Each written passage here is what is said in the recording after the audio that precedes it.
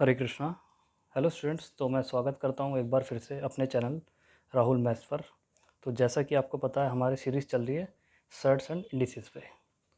तो last lecture पे मैंने कुछ सवाल सॉल्व किए थे जो लॉ ऑफ इंडिसेस के बेस पे थे। तो आज हम डिस्कस करेंगे सर्ट्स के बारे में कि सर्ट क्या होता है। लेकिन दोस्तों, अगर मैं आपसे कहता हूँ कि x की पावर 5 बराबर 16, ये हमको दिया हुआ है और आपसे पूछा गया है कि फाइंड x की वैल्यू बताइए। तो हमें x की पावर 1 चाहिए। तो x की पावर यहाँ पे 5 दी है, 1 बनाने के लिए हम क्या करेंगे, x की पावर 5 दोनों तरफ 1/5 से सर्ट चढ़ाएंगे, पावर करेंगे दोनों तरफ।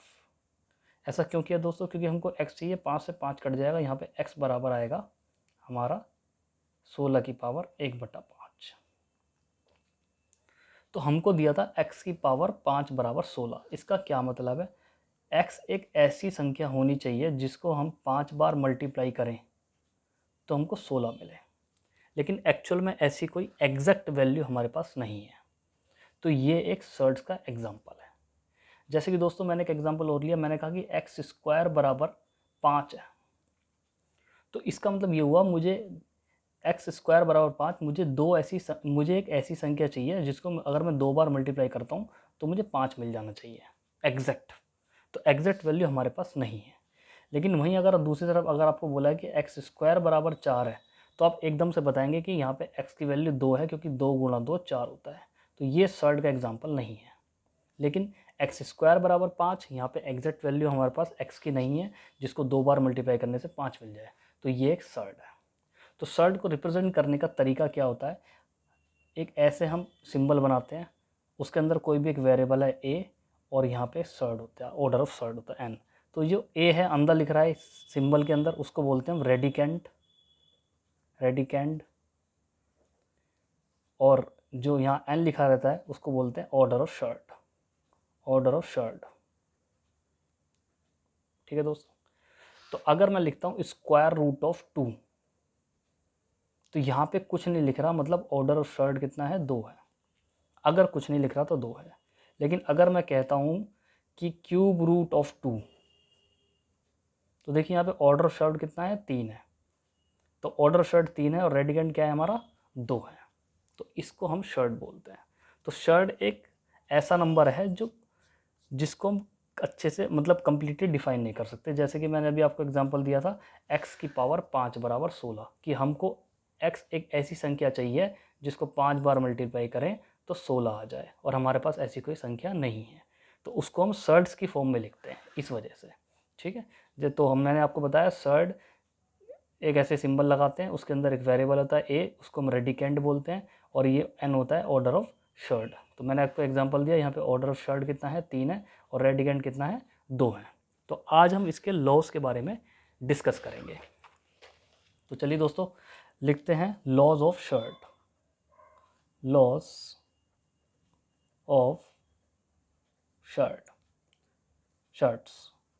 तो क्या नियम है इसके, देखिए।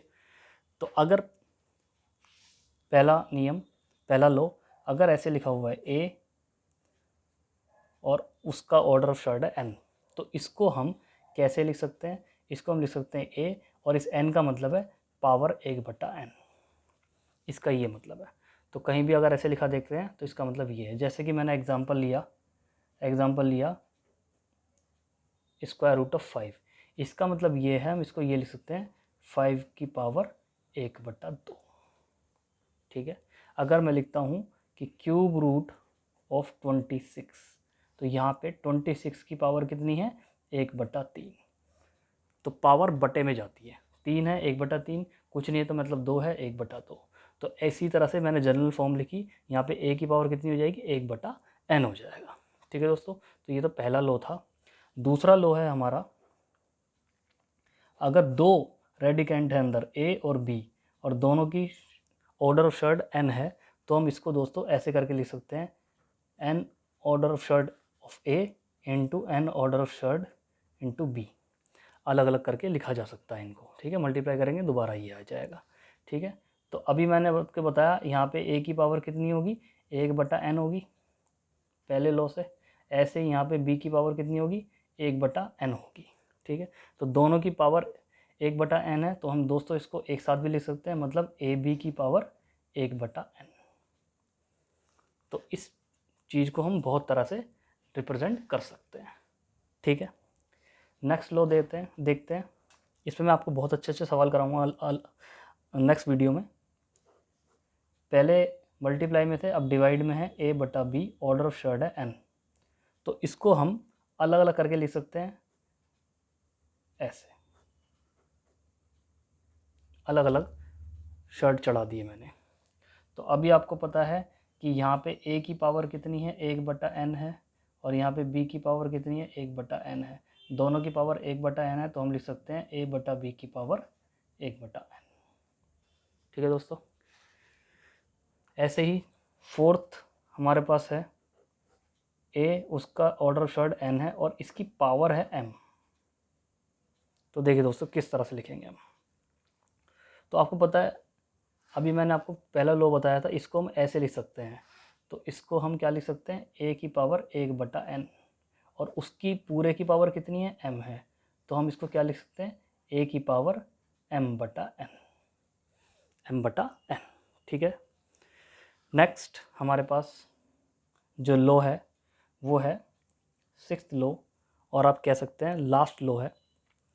अगर हमारे पास दो ऑर्डर शर्ट है, एक n है और एक m है, और उसके अंदर लिख रहा है रेडिकेंट a, तो क्या लिख सकते हैं, आपको पता है कि इसको हम a की पावर 1/m लिख सकते हैं, तो बाहर वाला तो ऐसे ही रहेगा, ये क्या हो जाएगा, a की पावर 1/m।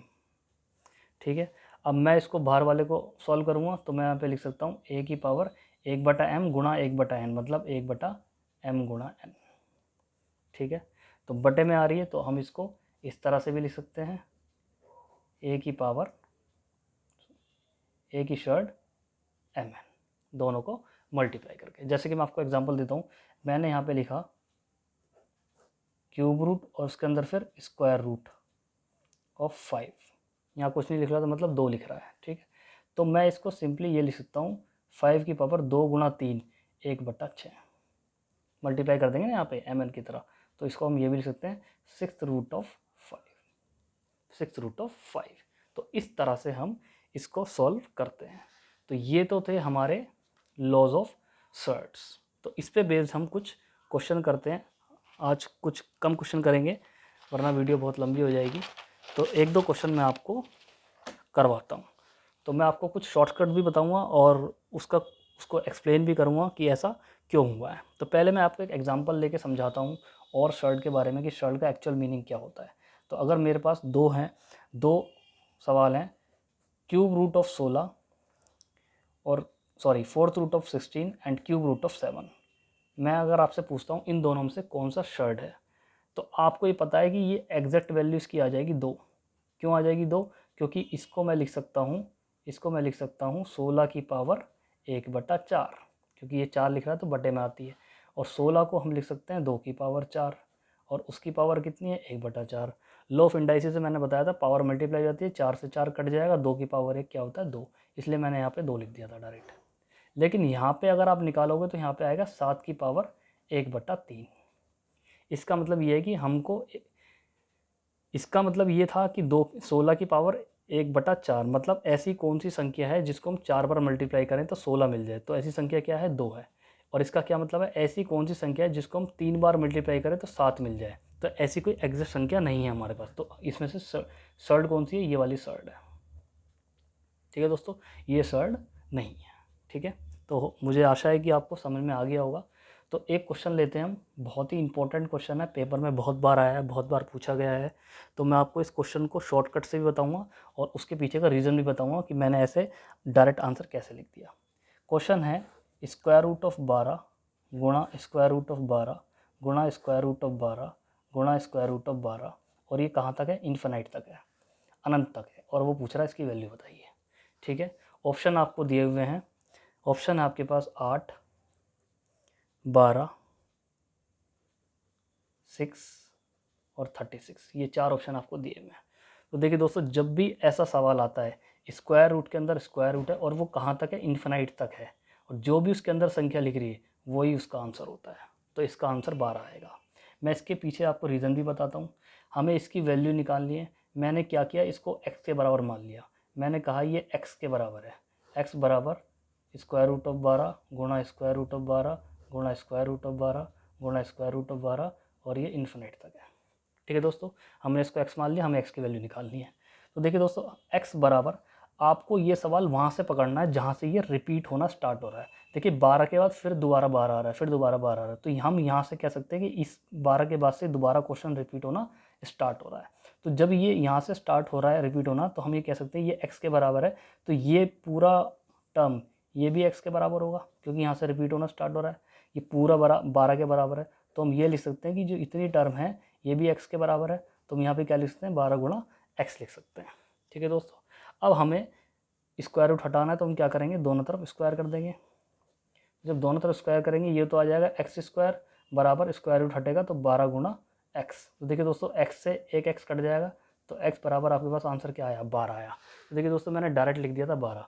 तो आपको ये बात याद रखनी है कि अगर आपके पास स्क्वायर रूट के अंदर स्क्वायर रूट है और इन्फिनाइट तक जा रहा है और जो अंदर संख्या लिख रही है वही सवाल का आंसर है। ठीक है दोस्तों, तो आगे चलते हैं, एक क्वेश्चन और लेता हूँ मैं। क्वेश्चन है हमारे पास क्वेश्चन नंबर 2। हमें दिया हुआ है if root seven multiply by root 7 और ये इन्फिनाइट तक है, और इसको हमको बराबर दिया है 343 की पावर y माइनस 1। ठीक है दोस्तों, और वो कह रहा है फाइंड y की वैल्यू निकालिए। तो देखिए दोस्तों, किस तरह से हम इस सवाल को अप्रोच करेंगे। तो देखो दोस्तों, मैंने आपको अभी एक शॉर्टकट बताया, जो अंदर संख्या लिख रही है वही इसका आंसर आएगा। तो ये किसके बराबर होगा, ये तो 7 के बराबर हो जाएगा। बराबर 343 को हम 7 की पावर 3 लिख सकते हैं। 7 की पावर 3 और उसकी पावर कितनी है, y माइनस 1। ठीक है दोस्तों, तो इसको हम लिख सकते हैं 7, यहाँ पे 7 की पावर तो 1 है, 7 की पावर 1 बराबर 7 की पावर मल्टीप्लाई हो जाएगी, पावर की पावर मल्टीप्लाई हो जाती है 3y माइनस 3। तो देखिए दोस्तों, हमने ऐसा क्यों किया, इसको 7 में क्यों बदला, क्योंकि हमको बेस बराबर करना होता है। अब बेस बराबर है तो हम कह सकते हैं पावर भी बराबर होगी, तो हम कह सकते हैं 1 बराबर 3y माइनस 3। यहाँ से y की वैल्यू निकालोगे तो 3y बराबर 4 आ जाएगा, y बराबर आपका आ जाएगा 4/3। तो इस तरह से आपको क्वेश्चन को अप्रोच करना है। ठीक है दोस्तों, तो एक सवाल मैं और लेता हूँ, लास्ट क्वेश्चन है। बाकी को क्वेश्चन हम और अच्छे अच्छे क्वेश्चन करेंगे और वो वीडियो के दूसरे पार्ट में करेंगे। क्यूब रूट ऑफ 64 गुणा क्यूब रूट ऑफ 64, और ये जा रहा है इन्फिनाइट तक, और वो आपसे कह रहा है इसकी वैल्यू बताइए। तो देखिए दोस्तों, इसके ऑप्शन मैं आपको दे देता हूँ। इसके ऑप्शन है 4, 8, 16 और आपका 4√2। तो ये आपके ऑप्शन है। ठीक है दोस्तों, तो देखिए इसको हम किस तरह से करेंगे, इसका मैं आपको डायरेक्ट शॉर्टकट बताता हूँ। 64 दिया हुआ, 64 का स्क्वायर रूट क्या होता है, 8 होता है, 8 इसका आंसर आएगा। ठीक है, तो किस तरह से आया है, मैंने किस तरह से डायरेक्ट सोल्व कर दिया, उसके पीछे का रीज़न क्या है। देखिए, हमको इसकी वैल्यू निकालनी है, हमने इसको x मान लिया। x बराबर क्यूब रूट ऑफ 64 गुणा क्यूब रूट ऑफ 64 गुणा क्यूब रूट ऑफ 64, और ये जा रहा है इन्फिनाइट तक। तो अभी मैंने आपको बताया सवाल को आपको वहाँ से पकड़ना है जहाँ से दोबारा रिपीट होना स्टार्ट हो रहा है। तो देखिए दोस्तों, 64 के बाद दोबारा यहाँ से रिपीट होना स्टार्ट हो रहा है। तो जब ये पूरा x के बराबर है तो ये वाला पार्ट भी तो x के बराबर होगा। तो हम ये लिख सकते हैं क्यूब रूट ऑफ 64 गुणा x। ठीक है, अब यहाँ पे क्यूब रूट है। पहले वाले सवाल में हमारा स्क्वायर रूट था, तो हमने स्क्वायर करके स्क्वायर रूट हटा दिया। अब यहाँ पे देखिए दोस्तों, क्यूब रूट है, तो क्यूब रूट हटाने के लिए हमको दोनों तरफ से क्या करना पड़ेगा, क्यूब करना पड़ेगा। तो क्यूब करेंगे तो x की पावर तो 3 आ जाएगा, यहाँ x की पावर 3 बराबर ये हट जाएगा तो 64 इंटू एक्स आ जाएगा। तो देखिए एक x से एक x कट जाएगा, तो यहाँ तो एक्स स्क्वायर बच गया। तो एक्स स्क्वायर बराबर क्या आ गया, 64। तो एक्स स्क्वायर बराबर 64 आ गया, तो x बराबर क्या आ गया, स्क्वायर रूट ऑफ 64 8। इसलिए मैंने आपको बताया था इस 8 इसका आंसर आएगा। तो आप जनरल फॉर्म लिख सकते हैं कि अगर आपके पास जनरल फॉर्म में ऐसे सवाल है, क्यूब रूट ऑफ a गुणा क्यूब रूट ऑफ a गुणा क्यूब रूट ऑफ a और ये इन्फिनाइट तक है, तो इसका आंसर क्या आएगा, स्क्वायर रूट ऑफ a। तो इसी के बेस पे ये सवाल था। ठीक है, तो मिलते हैं नेक्स्ट लेक्चर में, और नेक्स्ट लेक्चर में हम और अच्छे अच्छे सवाल करेंगे। तब तक के लिए थैंक यू सो मच।